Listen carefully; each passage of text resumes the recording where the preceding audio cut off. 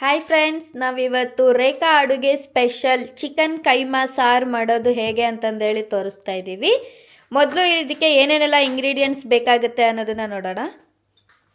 ಹೇಳಿ, ಏನೇನೆಲ್ಲ ಇಂಗ್ರೀಡಿಯೆಂಟ್ಸ್ ಬೇಕು?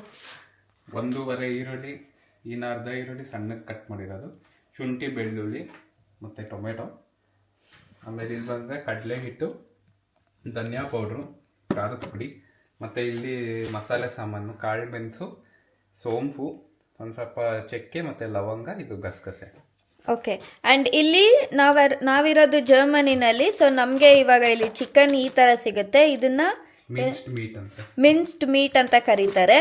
ಇದರಲ್ಲಿ 300 ಗ್ರಾಮ್ಸ್ನ ನಾವು ಆಲ್ರೆಡಿ ಚಿಕನ್ ಶೇಕ್ ಮಾಡೋಣ ಅಂತಂದೇಳಿ ಮಾಡ್ಕೊಂಡಿದ್ದೀವಿ. ಚಿಕನ್ ಶೇಕ್ ಮಾಡೋಣ ಅಂತ ಯೂಸ್ ಮಾಡಿದ್ದೀವಿ. ಆ್ಯಂಡ್ ರಿಮೈನಿಂಗ್ 500 ಗ್ರಾಮ್ಸ್ನ ಇವಾಗ ಕೈಮಾ ಸಾರಿಗೆ ಯೂಸ್ ಮಾಡ್ತಾ ಇದ್ದೀವಿ. ಆ್ಯಂಡ್ ಆಲ್ಸೋ ಕೊಕೊನಟ್ ಕೂಡ, ಇಲ್ಲಿ ಹಸಿ ಕೊಕೊನಟ್ ತುಂಬ ಕಾಸ್ಟ್ಲಿ, ಅದಕ್ಕೆ we have this packet coconut. Rekha ಅಡುಗೆಯಲ್ಲಿ ಅವ್ರು ತುಂಬ ಎಣ್ಣೆನ ಯೂಸ್ ಮಾಡಿದ್ದಾರೆ, ಬಟ್ ನಾವು ಡಯಟಲ್ಲಿ ಇರೋದ್ರಿಂದ ನಾವು ಅಷ್ಟೊಂದು ಯೂಸ್ ಮಾಡ್ತಾ ಇಲ್ಲ. Just a small spice. ಈಗ ಇದಿಷ್ಟು ಮಸಾಲೆ ಐಟಮ್ಸ್ಗಳನ್ನ ಎಣ್ಣೆಗೆ ಹಾಕೋತಾ ಇದ್ದೀವಿ. ಈಗ ಈರುಳ್ಳಿ, ಮೆಣಸಿನ್ಕಾಯಿ, ಶುಂಠಿ, ಬೆಳ್ಳುಳ್ಳಿ. ಈ ಸ್ಮೆಲ್ಗೋಸ್ಕರ ಆದರೂ ಬರೀ ಇಷ್ಟನೇ ಹಾಕ್ಬಿಟ್ಟು ವಾಸನೆ.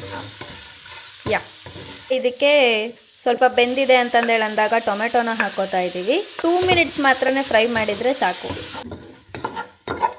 ಒಂದು ಮಿಕ್ಸಿ ಜಾರಿಗೆ ಹಾಕ್ಕೊಳ್ಳೋಣ. ಹಾಕ್ಕೊಂಡ್ಬಿಟ್ಟು ಒಂದು ಸ್ವಲ್ಪ ತಣ್ಣಗಾಗೋದಕ್ಕೆ ಬಿಡಬೇಕಾಗತ್ತೆ.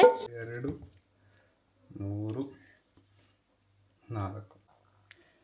ಈಗ ಇದಕ್ಕೆ ಒಂದು ಸ್ವಲ್ಪ ಕೊರಿಯಂಡರ್ನ ಹಾಕೋತಾ ಇದ್ದೀವಿ. ಅದಾದಮೇಲೆ ಒಂದಷ್ಟು ಖಾರದ ಪುಡಿ, ಕಾಯಿ ತುರಿ. ನೀವು ಇಂಡಿಯಾದಲ್ಲಿದ್ದರೆ ನೀವು ಇದು ಹಸಿ ಕಾಯಿನ ಹಾಕೋಬೋದು.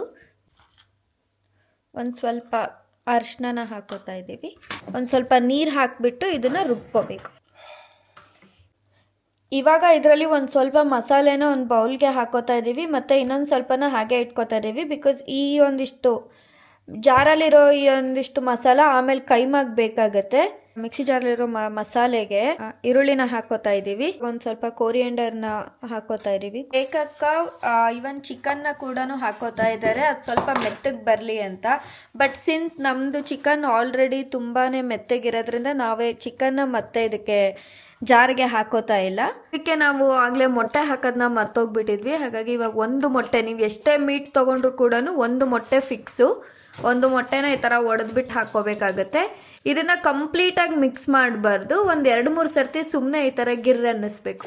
ಇವಾಗ ಮಿಕ್ಸಿ ಮಾಡ್ಕೊಂಡಿರೋಂಥ ಮಸಾಲೆನ ನಾವು ಈಗ ಚಿಕನ್ನಿಗೆ ಹಾಕ್ಕೊಂಡು ಈ ಥರ ಉಂಡೆ ಕಟ್ಕೋತಾ ಇದ್ದೀವಿ. ಕೈಮಾ ಉಂಡೆ ಕಟ್ಟೋದಕ್ಕೆ ನಾವು ಕಡಲೆ ಹಿಟ್ಟು, ಪುಟಾಣಿನ ಪೌಡ್ರ್ ಮಾಡಿಕೊಂಡು ಕಡಲೆ ಹಿಟ್ಟು ಮಾಡ್ಕೊಂಡಿದ್ವಿ. ಸೊ ಅದನ್ನು ಹಾಕ್ತಾ ಇದ್ದೀವಿ. ಪಾತ್ರೆ ಬಿಸಿಗಿಟ್ಟು ನಂತರ ಎಣ್ಣೆ, ಆಮೇಲೆ ಬಿಸಿಯಾಗಿದೆಯಾ ನೋಡಿ, ಆಗಿದೆ, ಸರಿಗೆ ಬಿಸಿ ಇದೆ ಅಷ್ಟೇ. ಮಸಾಲೆ ಹಾಕಿ ಇದು ಬೆಂದ ಮೇಲೆ ಸ್ವಲ್ಪ ನೀರು ಹಾಕಿ ಅಡ್ಜಸ್ಟ್ ಮಾಡಿಕೊಂಡು ನೆಕ್ಸ್ಟು ರೆಡಿಯಾಗಿರೋ ಕೈಮಾ ಉಂಡೆಗಳನ್ನ ಎತ್ಬಿಟ್ಟು ಇದಕ್ಕೆ ಬಿಟ್ಟರೆ ಮೇಲ್ಗಡೆ ಕೊತ್ತಂಬರಿ ಉದುರಿಸಿ ಒಂದು 1/4 ಗಂಟೆ ಬಿಟ್ಟರೆ ಚಿಕನ್ ಕೈಮಾ ಸಾರು ರೆಡಿ ಆಗುತ್ತೆ. ಇದನ್ನ ನೀವು ಕೂಡ ಟ್ರೈ ಮಾಡಿ, ರೇಖಾ ಅಡುಗೆನ ಟ್ಯಾಗ್ ಮಾಡಿ, ರೆಸಿಪಿ ಹೇಗೆ ಬಂತು ಅನ್ನೋದನ್ನ ಕಮೆಂಟ್ ಮಾಡಿ. ಮತ್ತೆ ಮುಂದಿನ ಸಂಡೇ ಸಿಗುವ. ಅಲ್ಲಿವರೆಗೂ ಬಾಯ್.